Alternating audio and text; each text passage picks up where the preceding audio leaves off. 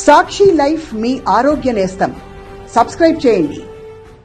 ఉన్నప్పుడే మనిషి స్వేచ్ఛగా ఉండగలడని ప్రపంచానికి భారతదేశ రాజ్యాంగాన్ని చాటినటువంటి ఒక యోధుడు విగ్రహం రేపు జగన్మోహన్ రెడ్డి గారు అన్వీల్ చేయబోతూ ఉన్నాడు.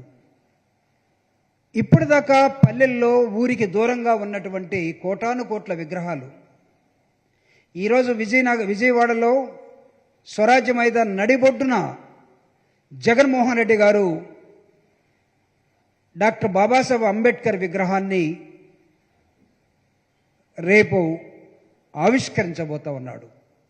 అంబేద్కర్ వాదులంతా ఈ రాష్ట్రంలో, ఈ దేశంలో, ఈ ప్రపంచంలో సగర్వంగా చదువుకునే హక్కు లేదనే వాడికి, ఎక్కువ కాలం బ్రతికే హక్కు లేదనే వాడికి, లేకపోతే మానవ హక్కులు లేవనే వాళ్ళకి, లేకపోతే ఈ విధంగా బ్రతకాలని చెప్పే వాళ్ళకి ఆదర్శంగా ఉండే అంబేద్కర్ ఫిలాసఫీని తనకు అందినటువంటి 4.5 సంవత్సరాల పరిపాలనా కాలంలో జగన్మోహన్ రెడ్డి గారు ముఖ్యమంత్రిగా తీసుకొని ఈ ఫిలాసఫీయే నాకు ఆదర్శం, డాక్టర్ బాబాసాహెబ్ అంబేద్కర్ ఇచ్చినటువంటి రాజ్యాంగం మాత్రమే ఈ దేశానికి ఆదర్శం అని చెప్పడమే కాక ఈ జాతులన్నీ ఊరికి దూరంగా అంబేద్కర్ని పెట్టుకొని అక్కడక్కడ సగర్వంగా బ్రతుకుతున్న వాళ్ళకి జగన్మోహన్ రెడ్డి గారు ఈ దేశానికి ఒక పెద్ద విద్యుత్ కేంద్రం ఒకటి ఉంటే, విద్యుత్ అక్కడి నుంచి ప్రవహిస్తూ ఉంటే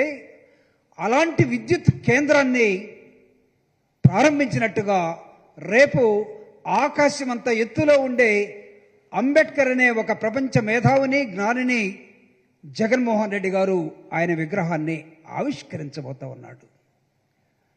అంబేద్కర్ తన భాషలో చెప్పేటప్పుడు ఒక మాట అనేవాడు, నేను ఒంటరి యోధుణ్ణి. ఇది నెల్సన్ మండేలా కానీ, మార్టిన్ లూథర్ కింగ్ కానీ కొన్ని శతాబ్దాల జాతి వివక్షతని ఆయా దేశాల్లో వ్యతిరేకించి నిలబడినటువంటి నాయకులు.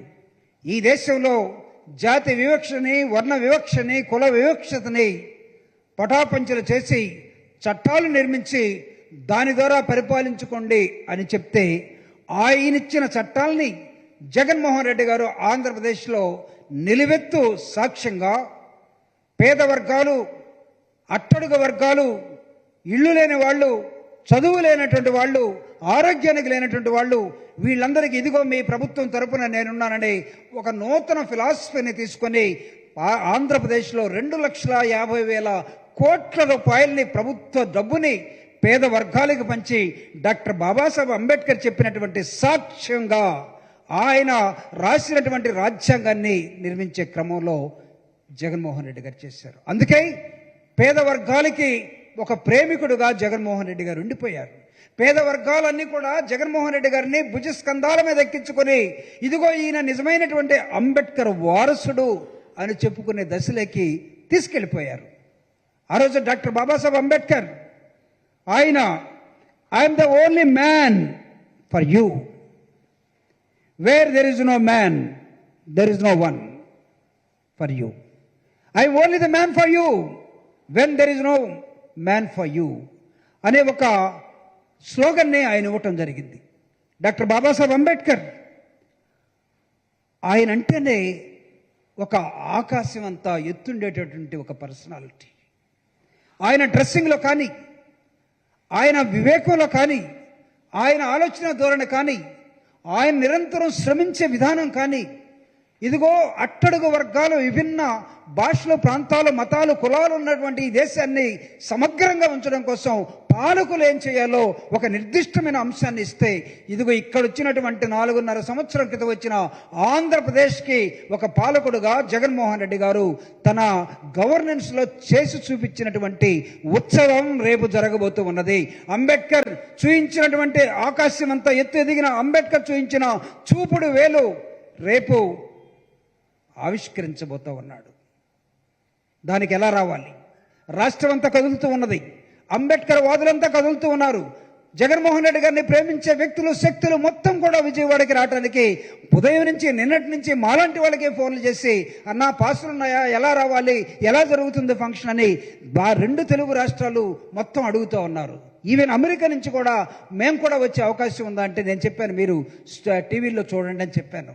అలాంటి విగ్రహాన్ని జగన్మోహన్ రెడ్డి గారు ఆవిష్కరణ సమయంలో ఇది మనకు ఒక పండగ. రాష్ట్ర ప్రభుత్వానికి, రాష్ట్ర ప్రభుత్వం అంబేద్కర్ పేరుతో చేస్తున్నటువంటి ఒక పెద్ద పండగగా దీన్ని భావించండి. నిన్న పోయినటువంటి సంక్రాంతి కానీ, మొన్న పోయినటువంటి క్రిస్మస్ కానీ, లేకపోతే జనవరి 1 కానీ ఇలాంటి పండగగా జగన్మోహన్ రెడ్డి గారు ఈ రాష్ట్రంలో ఉన్నటువంటి పేదవాళ్ళకి, ఈ రాష్ట్రంలో ఉన్నటువంటి నిర్భాగ్యులకి, ఈ రాష్ట్రంలో ఉన్నటువంటి సమానత్వ నిర్మాణానికి చేస్తున్నటువంటి ఒక అంకురార్పణగా జగన్మోహన్ రెడ్డి గారు రేపు చేసే అంబేద్కర్ విగ్రహ అన్వీలింగ్కి మీరందరూ వచ్చేటప్పుడు పండగలకి ఏ విధంగా కొత్త బట్టలు కట్టుకుంటారో, పండగలకి అల్లుళ్ళని తీసుకొచ్చి ఏ విధంగా మీ కుటుంబ సమేతంగా ఉంటారో, రేపు జూపుడి ప్రభాకర్ రావుగా, ఒక దళితుడుగా, ఒక పేదవాడిగా నా రిక్వెస్ట్ ఏంటంటే మీ నచ్చిన పండగలను మీరు ఎలా చేసుకుంటారో రేపు అంబేద్కర్ ఉత్సవ విగ్రహానికి వచ్చేటప్పుడు, ఆ ఉత్సవానికి వచ్చేటప్పుడు మీరు కూడా రాష్ట్రం అంతా కొత్త బట్టలతోటి. జగన్మోహన్ రెడ్డి గారి ఆలోచన అంబేద్కర్ ఆలోచన మాత్రమే. ఈ దేశం అంబేద్కర్ని అనుసరించబోతూ ఉన్నది. ఈ దేశం అంబేద్కర్ని అనుసరించకపోతే ఈ దేశానికి ఇబ్బందులు వస్తాయి. పాలకులందరూ కూడా అంబేద్కర్ ఆలోచనలోకి రావాలని చెప్పే ఒక రణ నినాదాన్ని జగన్మోహన్ రెడ్డి గారు రేపు ఇక్కడ ఉంచబోతున్నాడు. ఆ రణ నినాదాన్ని అందుకోవటం కోసం నేను ఇందాక ఇప్పుడు దాకా కొన్ని వేల లక్షల కోట్ల విగ్రహాలు అక్కడక్కడ ఊరి బయట పల్లెల్లో పెట్టుకున్నటువంటి మనం ఆ విగ్రహాలు మొత్తానికి ఒక పవర్ సెంటర్గా, ఒక పెద్ద విద్యుత్ కేంద్రంగా నగరం విజయవాడ నడి బొడ్డున స్వరాజ్య మైదానంలో ప్రతి ఒక్కడు తలెత్తుకొని చూసే విధంగా, తల దించి చూస్తే కనపడదు. ఇష్టం లేని వాళ్ళు కూడా తలెత్తి చూడాల్సిందే. తలెత్తినప్పుడల్లా చూసేది అంబేద్కర్ని, గుర్తొచ్చేది జగన్మోహన్ రెడ్డి గారు. ఇదిగో 1000 ఏళ్ల ఉద్యమానికి ప్రారంభంగా ఈ విగ్రహాన్ని చూడమని నేను కోరుతున్నాను. ఇంతకాలం ఉద్యమాలు జరిగాయి సమానత్వం కోసం, స్వేచ్ఛ కోసం, ఫ్రెటర్నిటీ కోసం, ప్రజాస్వామ్య విలువల కోసం.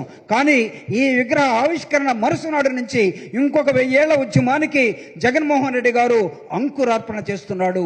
డాక్టర్ బాబాసాహెబ్ అంబేద్కర్ మాత్రమే ఈ సమాజానికి, ఈ దేశానికి శరణ్యం. ఆయన ఇచ్చినటువంటి రాజ్యాంగం మాత్రమే మనం పాటించి సమానత్వం తీసుకురావాల్సిన ఆవశ్యకత ఉన్నదని జగన్మోహన్ రెడ్డి గారు ముఖ్యమంత్రిగా చెప్పబోతున్న అనేకమైన అంశాలను వినటం కోసం, తర్వాత ఆయన్ని మనం చూడటం కోసం మీరందరూ కూడా తరలి రావాలని, వచ్చేటప్పుడు కొత్త బట్టలతో రావాలని జూపుడి ప్రభాకర్ రావు మిమ్మల్ని రిక్వెస్ట్ చేస్తూ ఉన్నాడు.